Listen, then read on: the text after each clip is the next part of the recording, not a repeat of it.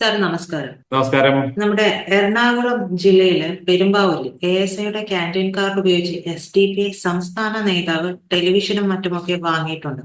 പക്ഷെ ഈ കൊടുത്തിരിക്കുന്ന ഈ ക്യാൻറ്റീൻ കാർഡ് കൊടുത്തിരിക്കുന്ന ASIനെ കുറിച്ചുള്ള വിവരങ്ങളൊക്കെ കേന്ദ്ര ഏജൻസി ഇതിനകം തന്നെ അന്വേഷിച്ചു കൂടുതൽ അന്വേഷണം നടക്കും എന്നുള്ള തരത്തിലാണ് വിവരങ്ങളൊക്കെ പുറത്തു വരുന്നത്.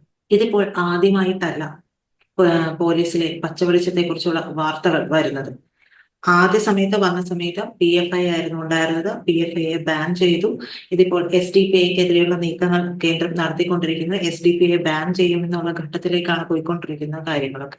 അതിനിടയിലാണ് വീണ്ടും നമ്മുടെ കേരള പോലീസ് ജനങ്ങളുടെ ജീവനും സ്വത്തിനുമൊക്കെ സംരക്ഷണം നൽകേണ്ടവർക്കിടയിൽ നിന്നാണ് ഇത്തരത്തിലുള്ള ഗുരുതരമായ കൃത്യവിലോപം നടക്കുന്നത് എന്നുള്ളതാണ് മനസ്സിലാക്കുന്നത്. പക്ഷെ ഇതിനെതിരെ ഇപ്പോഴും അപ്പോഴത്തെ പോലെ പിണറായി സർക്കാരിന് ഒന്നും പറയാനുമില്ല, ചെയ്യാനുമില്ല. പക്ഷേ 2022 വന്ന ഒരു റിപ്പോർട്ട് അനുസരിച്ച് 873 പേരോളം ഇത്തരത്തിൽ ഈ SDPI PFI ബന്ധമുള്ളവരുണ്ട് എന്നുള്ളതാണ്. അതിൽ 300ഓളം പേർ സജീവ പ്രവർത്തകരാണ് എന്നുള്ള രീതിയിൽ ഉള്ള റിപ്പോർട്ടും ഒക്കെ വന്നിരുന്നു. ഇതിനെ അത്ര ചെറുതായി കാണാൻ കഴിയില്ലല്ലോ. തീർച്ചയായിട്ടും ഇതിനെ ചെറുതായി കാണാൻ കഴിയില്ല.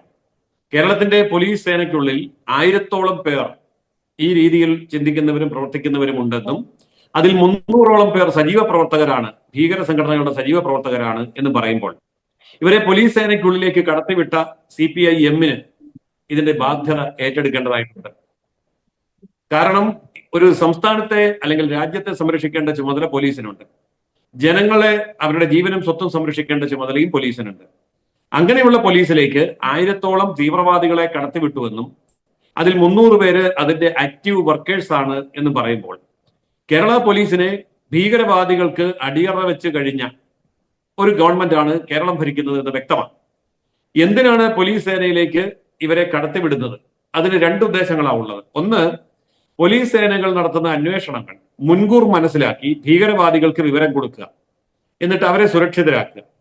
ഇതൊന്നാമത്തെ ലക്ഷ്യം. രണ്ടാമത്തെ ലക്ഷ്യം, ഒരു പോലീസ് സേന എങ്ങനെയാണ് അല്ലെങ്കിൽ രഹസ്യാന്വേഷണ വിഭാഗം എങ്ങനെയാണ് പ്രവർത്തിക്കുന്നത് എന്നുള്ളത് ആ സേനയ്ക്കകത്ത് വർഷങ്ങളോളം പണിയെടുത്തുകൊണ്ട് തന്നെ സർക്കാരിന്റെ ശമ്പളം വാങ്ങിക്കൊണ്ട് തന്നെ മനസ്സിലാക്കിയെടുക്കുക. എന്നിട്ട് സേനയിൽ നിന്ന് പുറത്തു വന്നിട്ട് ഈ സമാന്തര സേന കെട്ടിപ്പടുത്തുകൊണ്ട് ഈ രാജ്യത്തിനെതിരെ അല്ലെങ്കിൽ മറ്റു സമുദായങ്ങൾക്കെതിരെ വിപ്ലവം നടത്തുക, അക്രമം അഴിച്ചുവിടുക. ഇതിനൊക്കെ അനുവാദം കൊടുക്കുന്ന ഒരു ഭരണകൂടമായി കമ്മ്യൂണിസ്റ്റ് ഭരണകൂടം ഇന്ന് മാറിയിരിക്കുന്നു.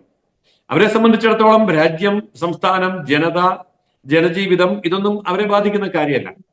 അധികാരത്തിലിരുന്ന കാലത്ത് കമ്മ്യൂണിസ്റ്റ് ആചാര്യന്മാർ ലോകത്ത് കൊന്നൊടുക്കിയത് 10 കോടിയിൽ പരം കമ്മ്യൂണിസ്റ്റുകാരെയാണ്.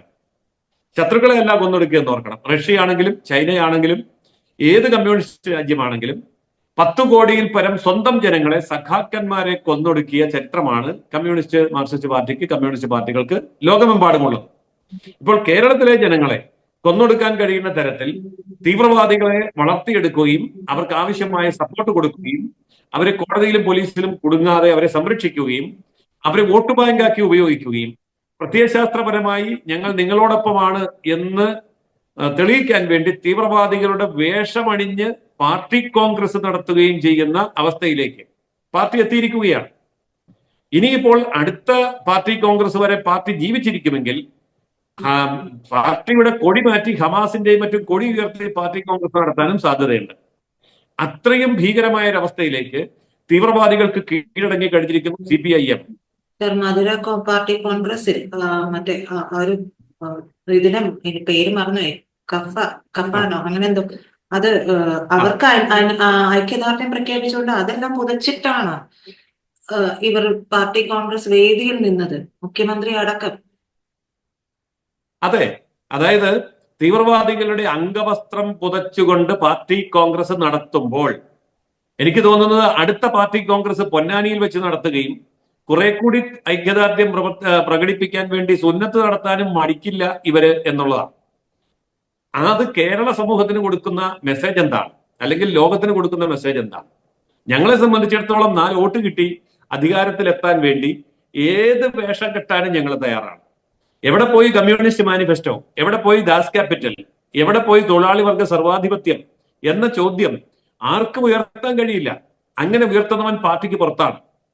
പാർട്ടിയുടെ പ്രത്യയശാസ്ത്രമോ അല്ലെങ്കിൽ അതിനുവേണ്ടി കഷ്ടപ്പെടോ ഒന്നും കൂടാതെ മുസ്ലിമാണ്, തീവ്രവാദിയാണ് എന്നൊരു പേരിൽ ആർക്കും വന്ന് ഭരണകൂടത്തിന്റെ കൈയടക്കാനും പോലീസ് സേനയിൽ കയറിപ്പറ്റാനും പോലീസിനെയും ഭരണകൂടത്തെയും ഹൈജാക്ക് ചെയ്യാനും പറ്റുന്ന തരത്തിലേക്ക് അജ്ഞാനവർത്തികളായി ഭീകരവാദികൾക്ക് കീഴടങ്ങുന്ന CPIM-നാണ് കേരളം ഇന്ന് കാണുന്ന ഏറ്റവും വലിയ ശാപം. പക്ഷെ നിർഭാഗ്യവശാൽ ഇതിനോട് പ്രതികരിക്കാൻ കഴിയാത്ത തരത്തിൽ കേരളീയ സമൂഹത്തെ കയ്യിലെടുക്കാൻ അവർക്കറിയാം.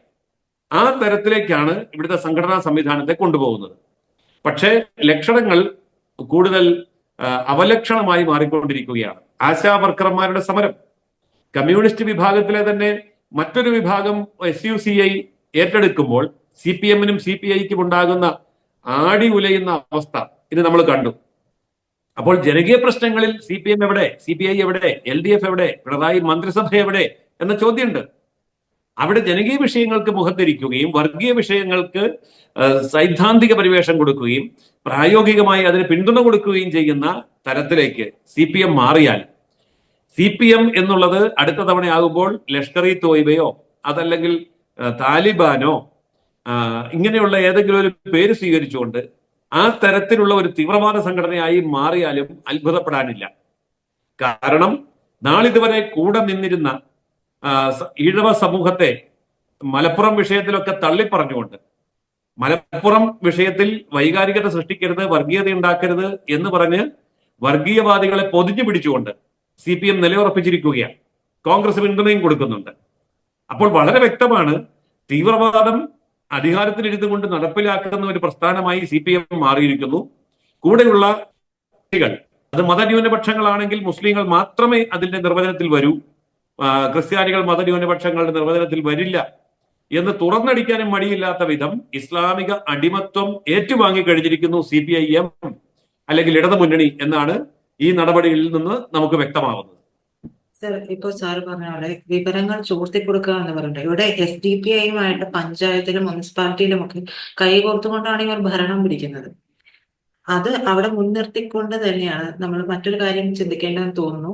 കാരണം ഇവിടെയൊക്കെ NIA വന്ന PFI നേതാക്കളെയൊക്കെ തൂക്കിയെടുത്തിട്ട് പോകുമ്പോൾ കേരള പോലീസിനെ വിവരം അറിയിക്കാറേ ഇല്ല. കേരള പോലീസിനെ വിവരം അറിയിക്കാതെയാണ് NIA വന്ന് PFI നേതാക്കളെയും SDPI നേതാക്കളെയും ഒക്കെ തൂക്കിയെടുത്തുകൊണ്ട് പോകുന്നത്. അതൊരു വല്ലാതെ ഒരു സ്റ്റേറ്റിന്റെ ശാപമല്ലേ അത്? അത് ഇത്രയും ഭീകരർ ഇവിടെ ഉണ്ട് എന്ന് പറഞ്ഞ് സംസ്ഥാന പോലീസ് മേധാവിക്ക് റിപ്പോർട്ട് കൈമാറിയതാണ്. അതിന്മേലെ യാതൊരു നടപടിയും ഉണ്ടായില്ല. സംസ്ഥാന പോലീസിന്റെ സപ്പോർട്ട് കിട്ടില്ല എന്നറിയുന്നത് കൊണ്ടാണ് കേന്ദ്ര ഗവൺമെന്റിന്റെ ഏജൻസികൾ സംസ്ഥാന ഗവൺമെന്റിനെയും പോലീസിനെയും അറിയിക്കാതെ വന്ന് അവരുടെ ആക്ഷൻ പൂർത്തിയാക്കി മടക്കി പോകുന്നത്. കാരണം കേരളത്തിലെ പോലീസ് സേനയും ഭരണ സംവിധാനങ്ങളും പരിപൂർണമായി ഭീകരവാദികളോടൊപ്പം നിൽക്കുന്ന സമയത്തോളം അവരുടെ സപ്പോർട്ടോടുകൂടി കേരളത്തിൽ ഒന്നും ചെയ്യാൻ കഴിയില്ല.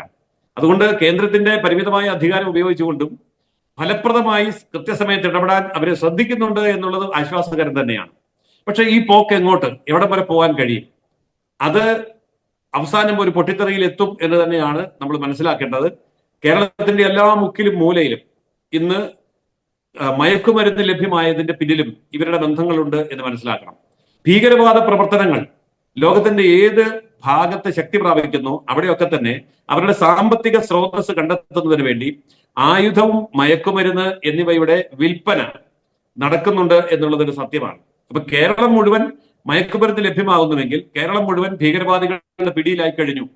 ഇവിടുത്തെ ഭരണകൂടം അതിന് പിന്തുണ കൊടുക്കുന്നു എന്നാണ് അതിൽ നിന്ന് മനസ്സിലാക്കേണ്ടത്. അപ്പോൾ പോലീസ് സേനയ്ക്ക് അതിൽ നിർണായകമായ റോളുണ്ട് എന്ന് മനസ്സിലാക്കിക്കൊണ്ട് ഭീകരവാദികളും കമ്മ്യൂണിസ്റ്റുകാരും പോലീസിനെ ഭീകരവൽക്കരിച്ച് കഴിഞ്ഞിരിക്കുന്നു.